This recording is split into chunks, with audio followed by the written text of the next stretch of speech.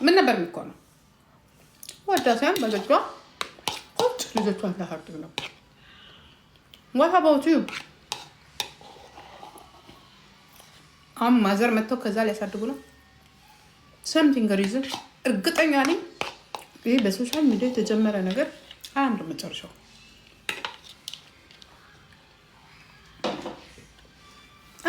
መከራ ይበዛል። አይን ይበዛባቸው። ሰው ደግሞ አብሮ ሲኖር ጸባዩ የሚወጣው ይዛኔ ነው። የእናንተ እኮ አሁን ችግሩ ምንድን ነው? አብራችሁ ሳትኖሩ ልጅ ፈጠራችሁ። አሁን የባልየው የሚስትየው የአይጤና ያሞራው ልበላቸው የአይጤና ያሞራው ነገር አብረው ሲኖሩ ምንድን ነው ባህሪያቸው? ምናልባት አሞራው የሚናደድ ሰው ነው፣ ታጋሽ አይደለም፣ ጥሩ ሰራተኛ ነው። አይጤ ትሊሆን ምክንያቱም አሁን የሚል ነገር ሊመጣ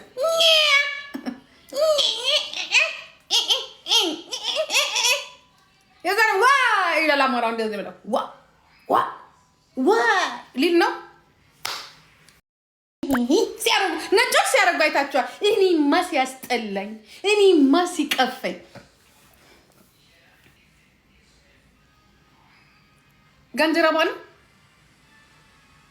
ደግሞ ብቻቸውን። እናንተ ወይ አንድ እንኳን ጓደኛ የላቸው አጠገባቸው አንድ ሰው እንኳን የለም። እዛ ከባህር ጋር ሆኖ ይውላ ብቸኝነት። ከዛ ችግሩ ሰው አይደለም። ምን ላይ ናቸው ሁለቱ? አይችናት አይ አባት እነዛ የኢትዮጵያኖች እንኳን ግድ የላቸው። ኢትዮጵያ ያለ እናትና አባት ብቻ ዋናው ብሩ ይላክላቸው።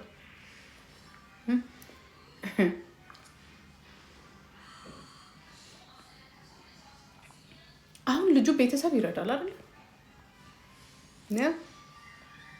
ከተወለደ በኋላስ ምን ነው የሚሆነው? የኔ ችግር ነው። አንቺን ታያለች ነገር ደግሞ ሌላው አየህ አይደለ? አሞራውና አይጤ ተጋብተ እኛ በቃ ሳምሬን አይተው እኮ ነው እነዚህ። የኔ ቤቷ እኮ ናት ዋና መሪቷን ያልኮ ወይዘሮ ሳምራይት ሙሉጌታ ትባላለች።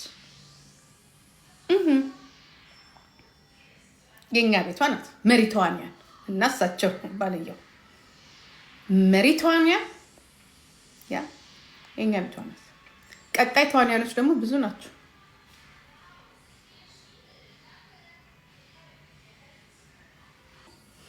ወጣቶች እዛች ደጃፍ ላይ ዝር እንዳትሉ። የነዚህ ሰዎችን ቪዲዮ ይመጥና አሁን ዩቲዩብ ላይ ሊያመጡት ነው። ምንም ተፈልገው እየተወለደ ነገር ፈልገው አይደለም። መኒ ሜክ ልታደርጉ ነው። ልክ እንደዚህ ቤቶች መኒ ሜክ፣ ወረቀት ሜክ፣ ፔፐር ሜክ፣ መኒ ሜክ ነው። ዩቲዩብ ላይ የመጡ ነገር ክርስትና፣ ልደት፣ ከዛ በኋላ ምንድነው ውልደት፣ እርግዝና፣ እግር ከ4 ዓመት በኋላ የታባሽ ምናባሽ ተስማምታችሁ ደግሞ ትመጡልናላችሁ። ከዛ የኔ እናት የፈረደባት ማለት ይሄም እንደ እናንተ እንደውም 2 ዓመት ከቆየ እንደውም ጥሩ ነው።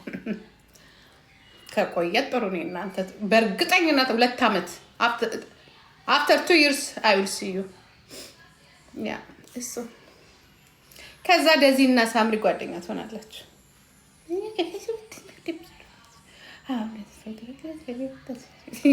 ከዛ ሞራውና ያኛው ሰውዬ ደግሞ ጓደኛ ትሆና አይ እንደበቀርበበት ቤቃር ላይ እኮ ጥፋት ነው ትላላችሁ።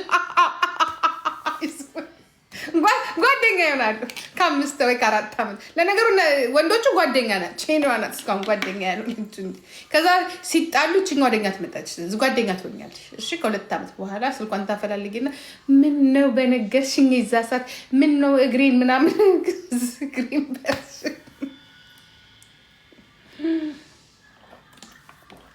ምን ነው በነገርሽኝና ዩ ሚዲያ ግልጽ ማጨር ነገር ነው። ምንም የሚያስብል ነገር የለም። ለምን ታውቂያለሽ? ያልተጠና ፕሮጀክት ውስጥ ነው የገባችሁት። ያልተጠና ፕሮጀክት በሶሻል ሚዲያ ሆይታ እዚህ ጋራ ምንም ነገር የለም ባዶ። ማናቸው ማሂና ዳጊ ደግሞ የቻይናዎቹ ለምን ሁለቱም ትምህርታቸውን ጨርሰው እኮ ነው ያገቡት። የኔ ወንድም እሱም ተምሮ ስራውን እየሰራ ገባችሁ። ይሄ እንደዚህ እኮ የልክስክስ ጋብቻ እኮ አይደለም። የቻይናዎቹን አይደለም አይታችኋል ያደረጉትን ፕሮጀክት የሰሩትን። ማሂ ቻይኗ ትላልቋ ከነ ሳምሪ እኩል የነበሩት ናቸው። ማሂ እሷን ነው የምትሉት አይደል? ቻይና ያለችው አለች። አያችሁ ለምን እነሱ እንማራለን። ሁለቱም እኮ ትምህርታቸውን ጨርሰው እኮ ነው እነሱ እኮ በእድሜ የሚሄዱ ናቸው። እሱ ቻይና ሄዶ ትምህርቱን ጨርሶ እንዲያውም ሌላ ትምህርት ጀምሮ እየሰራ ፕሮጀክት ላይ ቢዝነስ ላይ ቁጭ ብሎ እሷን አምጥቶ ሁሉን ነገር ራን እያደረገ እድሜም እነሱ ትንሽ ሄደት ያሉ ናቸው። እንደናንተ ጩጮች በ19 አይደለም ያ ከዛ ላይ እዚህ ጋራ ማይና ኪዲያ እዚህ ጋራ ሞልተውት የሞሉትን እየሸጡበት ነው። ይሄ ይሞላል አውጥተው የሞሉትን እየሸጡ ነው እነሱ እንጂ ሁሉን ነገር ካረጉ በኋላ ትማሪያለሽ አትማሪም፣ ትምህርት አትማሪም፣ የጉልበት ስራ ሰርተሽ አይደለም። እሱ የሱ ደሞዙ እንኳን እሷን አይደለም 5 ልጅ ያስወልድ። ስንተኛ አሁን 3ኛቸው ነው 4ኛቸው ነው። አያችሁ ለምን ደሞዙ ዩቱቡ ጭንቅላቱ 10 ልጅ ያስወልዳል። የኛ ቤቶቹ 2 ልጅ እንኳን ማሳደግ አቃታቸው። ምክንያቱም ይሄ የለም። ገባችሁ? ስትማሩ አሁን ሳምሪ ትምህርቷን ስትጨርሽ የመጀመሪያ ደሞዟ ስንት እንደሆነ ታውቃላችሁ? 4000 ዩሮ። እኔ እናታቸው አልኩኝ የዛኔ። ለዚህ ነው እኔ አሁን ይሄ እንትናችሁንም ይሄ ምንድነው የሚባለው? ይሄ ሶሻል ሚዲያችሁንም አቆማለሁ። ያ ልጄ $4000 በወር ታገኛለች።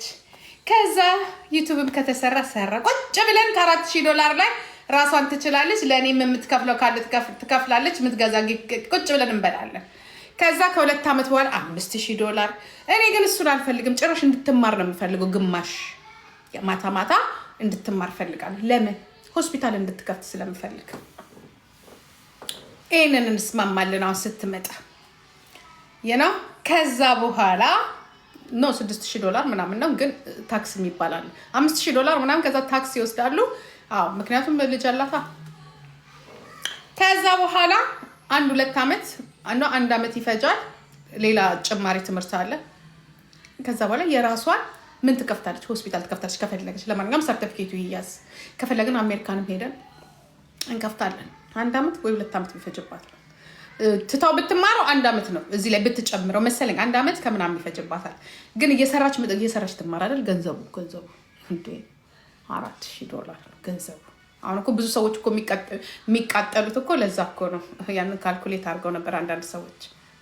ትማር አይ ቆይ ትንሽ እኔም እረፍት ያስፈልገኛል በአፍንጫ እንዳይወጣ እንዳልሰለች። ገባችሁ? ትስራ ብሩን ታምጣው። አንዳንድ ነገር ሲሰጠኝ ጊፍት ገባችሁ? ሞቅ ጂጂዬ እንደዚህ ምናምን ስባል እኔ ራሴ በቃ ፉን እላለሁ። እና ስለዚህ